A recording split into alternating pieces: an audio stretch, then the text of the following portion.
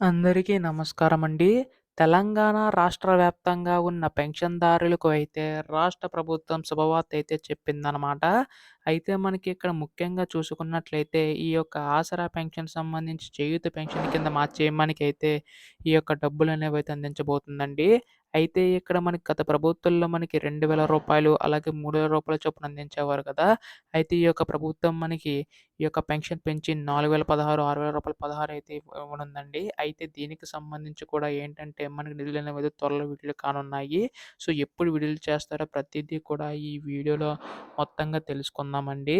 అంతకంటే ముందు చాలామంది వీడియోనైతే చూస్తున్నారు గానీ సబ్స్క్రైబ్ చేసుకోవడం లేదు. మీరు గనక సబ్స్క్రైబ్ చేసుకుంటే ఇటువంటి లేటెస్ట్ అప్డేట్స్ అన్నీ కూడా మీరైతే ముందుగా తెలుసుకోగలుగుతారండి. సో, దయచేసి ఛానెల్‌ని అయితే సబ్స్క్రైబ్ చేసుకోండి.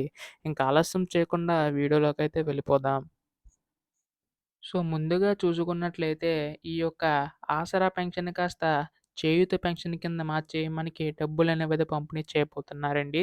ఇక్కడ మనకి ముఖ్యంగా చూసుకున్నట్లయితే ఈ యొక్క చేయూత పెన్షన్ సంబంధించి కూడా మనకి 4,016 అలాగే రూ. 6,000 మనకైతే అందించబోతున్నారండి రాష్ట్ర ప్రభుత్వం అయితే.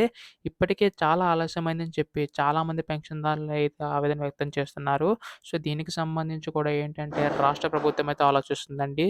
సో, మనకు త్వరలో ఈ యొక్క నిధులనేవైతే విడుదల చేసే అవకాశం ఉందండి. ఈ యొక్క పెన్షన్ సంబంధించి కూడా మనకి గత ప్రభుత్వం కంటే ఈ యొక్క ప్రభుత్వం పెన్షన్ పెంచి అందించబోతుంది. అయితే ఇక్కడ మనకి ముఖ్యంగా చూసుకున్నట్లయితే ఈ యొక్క పథకమే కాకుండా మనకి రైతు భరోసా పథకం సంబంధించి కూడా నిధులనేవైతే విడుదల చేసే అవకాశం ఉందండి. దీనిపై కూడా రాష్ట్ర ప్రభుత్వం అయితే ముందడుగులైతే వేస్తుంది. సో, మనకి అలాగే జనవరిలోని పంచాయతీ ఎలక్షన్స్ అయితే ఉన్నాయి కాబట్టి సో, మనకి ఈ యొక్క పథకాలన్నీ కూడా అమలు చేయాలని చెప్పి రాష్ట్ర ప్రభుత్వం ఆలోచిస్తున్నట్లుగా తెలుస్తుంది. దీనికి సంబంధించిన నిధులు కూడా మనకు త్వరలో అయితే విడుదల కానున్నాయండి. ఎప్పుడు దీనిపై అధికారిక ప్రకటనొచ్చినా మీరు ముందుగా తెలుసుకోవాలనుకుంటే మీరు చేయవలసిందల్లా ఛానెల్ సబ్స్క్రైబ్ చేసుకోవడం మాత్రమే. ధన్యవాదములు. జై హింద్.